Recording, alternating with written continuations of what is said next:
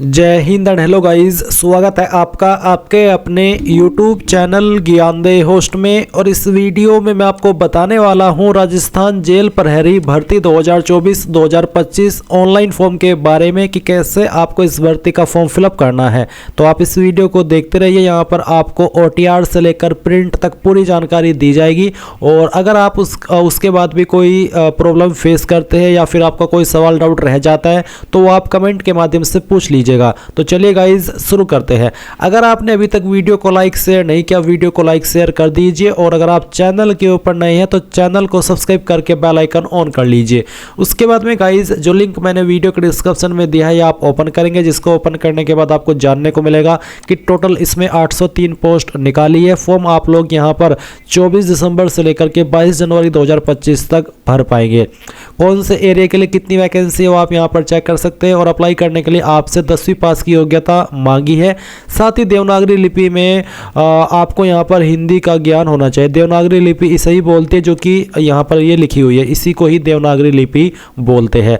As आपकी 18 से 26 साल के बीच रखी गई है। एंड फीस यहाँ पर जो ली जाएगी वो जनरल OBC EBC से 600 रुपये और SC ST एंड अदर्स से 400 रुपये ली जाएगी।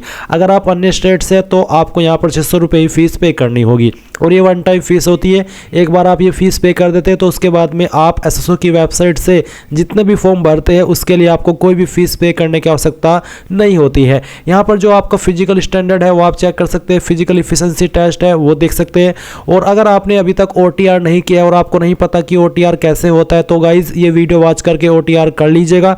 इसके बाद में आप यहाँ पर इंपॉर्टेंट लिंक के सेक्शन में आएंगे और अप्लाई ऑनलाइन लिंक ओपन करेंगे। देन आपके सामने यहाँ पर कुछ ऐसा इंटरफेस आ जाएगा। देन आपके सामने यहाँ पर SSO का इंटरफेस आ जाएगा। मैं आपको बता दूं कि अगर आपने इस वेबसाइट का इस्तेमाल करके पिछले 4-5 साल के अंदर कोई भी फॉर्म भरा है तो आपका अकाउंट बना हुआ होगा। आपको यहाँ पर दोबारा से रजिस्ट्रेशन करने की आवश्यकता नहीं है। आप उसी डिटेल से लॉगिन करेंगे जिसमें कि आपको आपकी SSO ID या फिर यूजर नेम यहाँ पर एंटर करना है एंड जो आपने पासवर्ड बनाया था वो डालना है। बट गाइस अगर आप आपका पासवर्ड भूल चुके हैं तो आप यहाँ पर I forgot my password click here, इसके सामने क्लिक हियर पर क्लिक करेंगे एंड देन जो आपकी SSO ID है वो यहाँ पर डालेंगे। जो मोबाइल नंबर या फिर ईमेल आईडी आपने रजिस्टर की थी वो डालेंगे, एक कैप्चा कोड फिल करेंगे एंड देन सबमिट के ऊपर आप जैसे ही क्लिक करेंगे तो आपको मैसेज के माध्यम से आपका जो पासवर्ड है वो सेंड कर दिया जाएगा। अगर आप आपकी SSO ID भूले हैं तो आपको यहाँ पर उसको भी रिसेट करने का ऑप्शन दिया है। पर गाइज अगर आप यहाँ पर पहली बार इस वेबसाइट का इस्तेमाल करके कोई फॉर्म भर रहे हैं तो आपको रजिस्ट्रेशन करना होगा।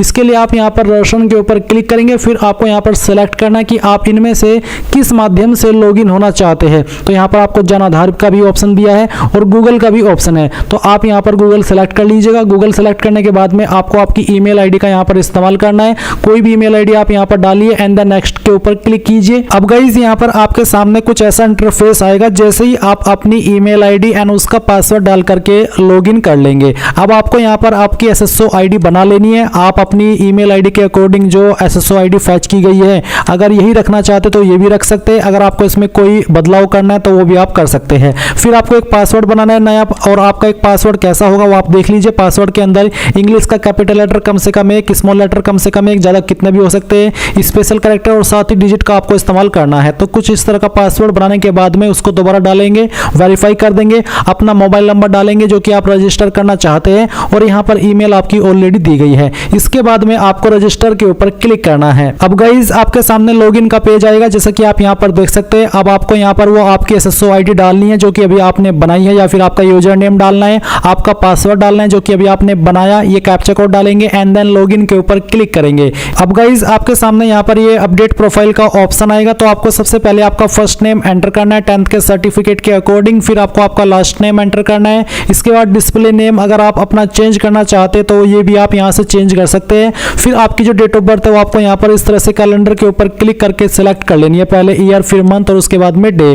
देन गाइज यहाँ पर जेंडर आपको सेलेक्ट करना है। अगर आप यहाँ पर नंबर ऐड करना चाहते हैं, आपने नहीं किया तो आप यहाँ पर इसके सेक्शन के ऊपर क्लिक करके अपना नंबर डालेंगे, सेंड OTP पर क्लिक करेंगे तो OTP जाएगा, वो OTP यहाँ पर डाल करके वेरीफाई करना है। ईमेल आईडी भी आप यहाँ पर ऐड कर सकते हैं या फिर चेंज कर सकते हैं। इसके अलावा आपको यहाँ पर पोस्टल एड्रेस में जो आपका प्रेजेंट एड्रेस है वो फिल करना है और फिर जो आपका पोस्टल कोड है वो भी आपको यहाँ पर डाल देना है। पोस्टल कोड यानी कि जो आपका पिन कोड लगता है वो पिन कोड आप यहाँ पर लिखेंगे। सिटी डिस्ट्रिक्ट कौन सी है वो भी आपको यहाँ पर अपनी एंटर कर देनी है एंड इसके बाद में गाइस आपकी जो स्टेट है वो भी आपको यहाँ पर सेलेक्ट कर लेनी है। फिर अगर आपकी कोई बहामासा आईडी है तो वो आप यहाँ पर डाल देंगे, अगर नहीं है तो आप इसको ऐसे ही छोड़ दें। जन आधार आईडी है तो वो यहाँ पर डाल देंगे एडिट के ऊपर क्लिक करके, नहीं तो आप इसको ऐसे ही छोड़ देंगे। एंड उसके बाद में अगर आपका आधार आईडी है तो आप यहाँ पर डालेंगे, कोई ओल्ड एसएसओ आईडी है तो आप यहाँ पर दे देंगे। एंड उसके बाद में इन सभी जानकारी को चेक करते हुए आप अपडेट के ऊपर क्लिक करेंगे। प्रोफाइल की जानकारी अपडेट करने के बाद में गाइज आपको यहाँ पर लेफ्ट साइड में सिटीजन एप्स G2C इसके ऊपर क्लिक करना है। इसके ऊपर क्लिक करने के बाद आपके सामने ये सभी एप्स आ जाएंगे। आपको यहाँ पर रिक्रूटमेंट पोर्टल सर्च करना है, तो आप यहाँ पर REC लिख दीजिए और जो रिक्रूटमेंट पोर्टल का ऑप्शन है ये आपको टिक करना है। नाउ गाइज आपके सामने यहाँ पर कुछ ऐसा इंटरफेस आ जाएगा और आपको यहाँ पर ऑनगोइंग रिक्रूटमेंट सेक्शन के अंदर प्रहरी डायरेक्ट रिक्रूटमेंट 2024 देखने को मिलेगी। आपको यहाँ पर अप्लाई नाउ के ऊपर क्लिक करना है। अब इसके ऊपर क्लिक करने के बाद आप यहाँ पर प्रहरी के ऊपर क्लिक करेंगे। एंड देन यहाँ पर गाइज जो इन्फॉर्मेशन आपने OTR के अंदर भरी थी वो इन्फॉर्मेशन आपको यहाँ पर देखने को मिलेगी। तो अगर आपको इस इन्फॉर्मेशन में कोई चेंजेस करना है, कोई एडिट करना है, कोई मॉडिफिकेशन करना है तो आप अपडेट के ऊपर क्लिक करके कर लेंगे, नहीं तो आप यहाँ से प्रोसीड कर देंगे। अब प्रोसीड के ऊपर क्लिक करने के बाद जो आप यहाँ पर ग्रे व्हाइट के अंदर देख रहे हैं ये वो इन्फॉर्मेशन है जो कि अगर आप OTR की इन्फॉर्मेशन एडिट करेंगे, मॉडिफाई करेंगे तभी एडिट होगी। और आप ये यहाँ पर राइट साइड में क्लिक करके अपडेट प्रोफाइल पर क्लिक करके अपडेट कर सकते हैं। और जो बिल्कुल व्हाइट है ये वो इन्फॉर्मेशन है जो कि आप यहाँ पर चेंज भी कर सकते हैं अगर आपने OTR पहले से करके रखा है, और आप इसको नए सिरे से भर भी सकते हैं। तो आप यहाँ पर आपकी मदर्स का नेम डालेंगे, फिर आपकी डेट ऑफ बर्थ क्या है वो आपको देखने को मिलेगी। इसके बाद आती है कैटेगरी, तो जो भी आपकी कास्ट कैटेगरी है जैसे कि general, MBC, OBC, SC ST जो भी है बेसिकली वो आप सिलेक्ट कर लीजिएगा। फिर आपका इनमें से जो रिलीजन है वो रिलीजन आप सिलेक्ट कर लेंगे। मैरिटल स्टेटस क्या है, मैरिड, अनमैरिड, डाइवोर्स्ड, विडोवर जो भी है वो आपको यहाँ पर सिलेक्ट करना है। इसके बाद आप यहाँ पर देखेंगे कि अगर आपका मैरिटल स्टेटस अनमैरिड के अलावा कोई अन्य है तो फिर आपको बताना है कि आपके जीवित बच्चों की संख्या 1/6/2002 से पहले कितनी है और 1/6/2002 के बाद में कितनी है। पर अगर आप अनमैरिड है तो आप यहाँ पर इन सेक्शन के अंदर 00 भर दीजिएगा। फिर आप यहाँ पर आपका व्हाट्सअप का मोबाइल नंबर डालेंगे। अगर आपका व्हाट्सअप का मोबाइल नंबर नहीं है तो आप इसको खाली भी छोड़ सकते हैं। उसके बाद गाइज आप यहाँ पर आधार ID डालेंगे और फिर आप वेरीफाई के ऊपर क्लिक करके इसको वेरीफाई कर देंगे। साथ ही साथ यहाँ पर जन आधार आईडी का भी ऑप्शन है, तो अगर आपकी जन आधार आईडी बनी हुई है तो आप यहाँ पर इसको डाल दीजिएगा। इसके अलावा आप यहाँ पर एक ऑप्शन देखेंगे कि क्या आप राजस्थान के अनुसूचित क्षेत्र से संबंधित है, do you belong to scheduled area of Rajasthan. अगर हाँ तो यस, और अगर नहीं तो आप नो करेंगे। अगर आप यस करेंगे तो आपको आपके स्टेटस के अकॉर्डिंग बेसिकली इसको यस नो करना है। एंड इसके बाद फिर आएगा कोरस्पोंडेंस एड्रेस यानी कि प्रेजेंट एड्रेस। तो जो भी आपका प्रेजेंट एड्रेस है वो आप यहाँ पर लाइन 1, 2, 3 के अंदर थोड़ा थोड़ा पार्ट डाल करके एडजस्ट कर दीजिएगा। एंड इसके बाद आपकी जो भी स्टेट है वो आप सिलेक्ट कीजिए, डिस्ट्रिक्ट आपकी कौन सी है वो सिलेक्ट कर लेंगे। आपके सिटी विलेज का नाम यहाँ पर डाल देंगे, अपना पिन कोड डालेंगे। मैंने जो यहाँ पर एड्रेस की इन्फॉर्मेशन भरी हुई है ये सभी डमी है, फेक है, कोई रियल जानकारी नहीं है। अब ये सभी इन्फॉर्मेशन भरने के बाद आप यहाँ पर नेक्स्ट के ऊपर क्लिक करेंगे। नेक्स्ट के ऊपर क्लिक करने के बाद में यहाँ पर डिक्लेरेशन आया है कि मैं घोषणा करता हूँ या फिर करती हूँ कि मैंने आधार पंजीकरण के लिए नामांकन नहीं किया है। यदि मेरे द्वारा प्रदान की गई जानकारी या और कोई भी जानकारी किसी भी स्तर पर गलत या असत्य पाई जाती है तो मैं इसके लिए व्यक्तिगत रूप से जिम्मेदार रहूंगा या फिर रहूंगी और मेरे खिलाफ धारा 182 के तहत कार्रवाई की जा सकती है। तो बेसिकली है कि जो इन्फॉर्मेशन आप यहाँ पर भर रहे हैं वो रियल होनी चाहिए, और अगर आप ऐसा नहीं करते तो फिर बाद में जाकर के आपको प्रॉब्लम फेस करनी पड़ सकती है। इसलिए गाइज आप यहाँ पर इसके ऊपर टिक करेंगे एंड देन यहाँ से आप ओके कर देंगे। अब ओके करने के बाद 3 डिक्लेरेशन आपके सामने है। पहला है कि मैं 10वीं की मार्कशीट के साथ अपने प्रोफाइल विवरण को सत्यापित करना चाहता हूं या फिर चाहती हूं।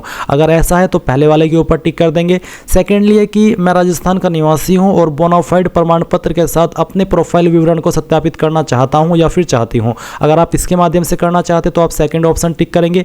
तीसरा है कि मैं अपनी प्रोफाइल विवरण सत्यापित करने में असमर्थ हूँ यानी कि आप अनेबल है और इसलिए मैं निर्धारित समय से 1.5 घंटा पहले परीक्षा केंद्र पर उपस्थित होऊंगा या फिर होंगी। तो अगर आप ऊपर के 2 ऑप्शन के माध्यम से अपनी जो प्रोफाइल है उसको वेरीफाई करने में असमर्थ है तो आप तीसरा ऑप्शन भी सिलेक्ट कर सकते हैं। बस इसमें आपको एग्जाम सेंटर पर जो भी आपका एग्जाम टाइम होगा उसके 1.5 घंटा पहले पहुंचना होगा। इसके अतिरिक्त बाकी सभी चीज़ें सेम रहेगी। तो जो भी आप सिलेक्ट करना चाहे आपके स्टेटस के अकॉर्डिंग वो आप सिलेक्ट कीजिए और यहाँ से ओके कर दीजिए। अब आपके सामने यहाँ पर पर्सनल डिटेल आ चुकी है तो आप सबसे पहले डोमिसाइल डिटेल बताएंगे। तो नेशनलिटी में आप इंडियन सेलेक्ट कर लेंगे और फिर आपकी होम स्टेट कौन सी है वो आप सिलेक्ट करेंगे एंड देन आपकी होम डिस्ट्रिक्ट आपको सिलेक्ट करनी होगी और फिर settled in India from other country, क्या आप इंडिया के अंदर किसी अन्य कंट्री से सेटल हुए हैं? अगर हाँ तो यस, नहीं तो आप नो करेंगे। अगर आप यस करते तो फिर आपको बताना कि आप कौन सी कंट्री से इंडिया के अंदर सेटल हुए हैं।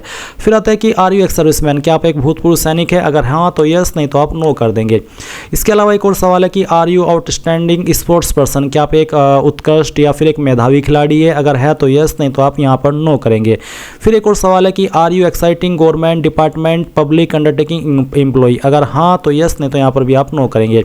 फिर do you want any additional age relaxation, क्या आपको कोई अतिरिक्त छूट चाहिए जो कि इन कैटेगरी को मिलती है, जैसे कि ex prisoner, NCC cadet, instructor, reservist, army personnel, temporary government employ. तो अगर आपकी इनमें से कोई कैटेगरी है तो सिलेक्ट कर लें, नहीं तो आप नोट एप्लीकेबल के ऊपर क्लिक करेंगे एंड देन आप यहाँ पर नीचे नेक्स्ट के ऊपर क्लिक कर देंगे। इसके बाद में गाइज यहाँ पर आपके सामने क्वालिफिकेशन की जानकारी आ जाएगी, तो आप पहले तो इसके ऊपर टिक कर दीजिएगा जो यहाँ पर आपको टिक करने को बोला है। फिर आप यहाँ पर एक एक करके जानकारी भरेंगे। मैं आपको बता दूं कि इसमें अप्लाई करने के लिए कंपलसरी रूप में सिर्फ 10वीं की ही योग्यता मांगी है। अगर आपके पास 10वीं के अलावा कोई अन्य क्वालिफिकेशन भी है तो आप वो भी दे सकते हैं, बट वो कंपलसरी नहीं है। तो जैसे कि यहाँ पर सेकेंडरी ऑप्शन मैंने जानकारी पहले से भरी हुई है OTR के अंदर। तो सब्जेक्ट ग्रुप में आप बताएंगे, अब बेसिकली सब्जेक्ट ग्रुप में आप या तो नॉट एप्लीकेबल लिख सकते हैं या फिर आप ऑल जनरल सब्जेक्ट लिख सकते हैं, आपकी चॉइस है। नॉट एप्लीकेबल भी लिख सकते हैं या फिर ऑल जनरल सब्जेक्ट। फिर आता है name of board, university, school, institute. तो इनमें से कोई भी एक चीज़ भर दीजिएगा, चाहे आपके बोर्ड का नाम, चाहे आपके स्कूल का नाम, चाहे आपके इंस्टीट्यूट का नाम। तो मैंने यहाँ पर बोर्ड का नाम दिया है। फिर आता है 10th का रोल नंबर, तो जो भी रोल नंबर था वो आप यहाँ पर डालिए। रिजल्ट आपका किसके अंदर था, CGPA, ग्रेड, परसेंटेज, तो जो भी है वो आप सेलेक्ट कर लीजिए। मैंने परसेंटेज सेलेक्ट किया है। फिर आपको ईयर ऑफ पासिंग बताना है कि आपने किस साल के अंदर पास की थी और अपनी परसेंटेज भर देनी है। अगर आपने 12वीं भी किया तो सेम वे में आप 12वीं की इन्फॉर्मेशन भरेंगे। सब्जेक्ट ग्रुप में बस आपको बताना है कि आपने आपकी 12वीं PCM से की है, PCB से की है, आर्ट्स से की है या फिर कॉमर्स से की है। अगर PCM से की है तो आप फिजिक्स, केमिस्ट्री, मैथ, जिसका मतलब ये होता है बेसिकली अगर आप साइंस लिखते हो तब भी कोई इशू नहीं है, पर अगर आप PCM PCB लिखेंगे वो थोड़ा ज़्यादा क्लियर रहेगा, तो ये आपकी चॉइस रहेगी। उसके अलावा फिर आपके बोर्ड का नाम, आपका 12th का रोल नंबर, आपका रिजल्ट स्टेटस और आपका पासिंग ईयर एंड देन आपकी परसेंटेज। डिग्री की है तो उसकी इन्फॉर्मेशन भी सेम वे में भर दीजिएगा। सब्जेक्ट ग्रुप में आप आपकी क्वालिफिकेशन जो मेन है वो एंटर कीजिएगा, किस यूनिवर्सिटी से किया, इंस्टीट्यूट से किया, उसका नाम दे दीजिए। अगर ऑटोमेटिकली सजेशन में आता है तो वो सिलेक्ट कर ले, नहीं तो खुद से भी आपकी इंस्टीट्यूट या यूनिवर्सिटी का नाम आप यहाँ पर दे सकते हैं। रोल नंबर में आप फाइनल ईयर का ही रोल नंबर डालिएगा और फिर आपके नंबर किसके अंदर थे वो सेलेक्ट करके पासिंग ईयर दे करके आप ये इन्फॉर्मेशन भर दीजिएगा। कोई PG डिग्री है, डिप्लोमा है, अदर क्वालिफिकेशन है तो दे दीजिए, नहीं तो बाकी चीज़ें आपको खाली छोड़ देनी है। वैसे जैसे कि मैंने कहा था वीडियो के शुरू में ही कि इसमें अप्लाई करने के लिए कंपलसरी सिर्फ 10वीं ही मांगी है। अब आप यहाँ पर नेक्स्ट के ऊपर क्लिक करेंगे।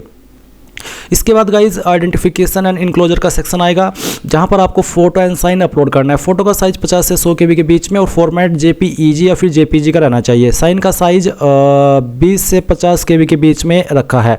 तो आप यहां पर चूज फाइल के ऊपर क्लिक करेंगे और जहां पर भी आपकी फोटो फाइल है वो फाइल आप सिलेक्ट कर लेंगे। मैं इस फॉर्म को डेमो के लिए भरा हूँ तो मैं यहाँ पर एक रैंडम फाइल सेलेक्ट कर लेता हूँ और इसको ओपन करता हूँ, तो आपका फाइल इस तरह से आ जाएगा। फिर आप यहाँ पर आपका साइन अपलोड करेंगे।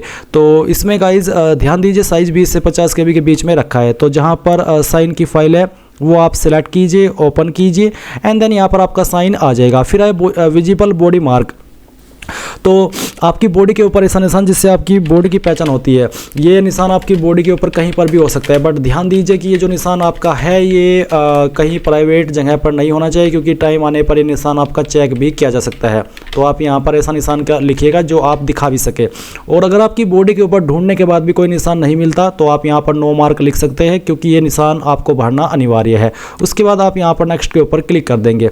अब गाइज यहाँ पर आपके सामने यहाँ पर प्रेफरेंसेस का ऑप्शन आ चुका है। तो गाइज आप यहाँ पर आपकी प्रेफरेंस देंगे, तो जो भी यहाँ पर प्रेफरेंस लिस्ट है तो वो आपको एक एक करके बतानी होगी। जैसे कि मुझे अजमेर को पहली प्रेफरेंस देनी है तो मैं इसको पहले नंबर पर सेलेक्ट करूँगा। ये ऐसा नहीं है कि ज़रूरी नहीं है कि आप जो पहले नंबर पर है उसको पहले नंबर पर ही सेलेक्ट करें, आपकी चॉइस है, जिसको आप जिस नंबर पर प्रेफरेंस देना चाहे दे सकते हैं।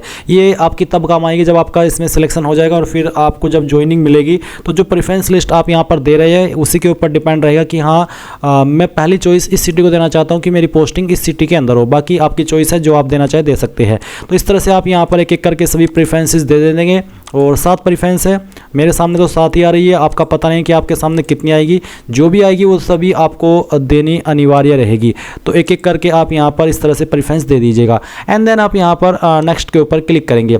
फिर गाइज आपके सामने आपके फॉर्म का प्रीव्यू आ चुका है। आपने जो भी जानकारी शुरू से लेकर अभी तक भरी है वो आपके सामने एक एक करके सभी जानकारी चेक कर ले। जब आपको लगे कि यहाँ सभी जानकारी सही है तो गाइज आप यहाँ पर फाइनल सबमिट करिए। अगर आपको लगता है कि कोई जानकारी गलत हो गई है तो आप अपडेट के ऊपर क्लिक करके उसको अपडेट कर लीजिएगा।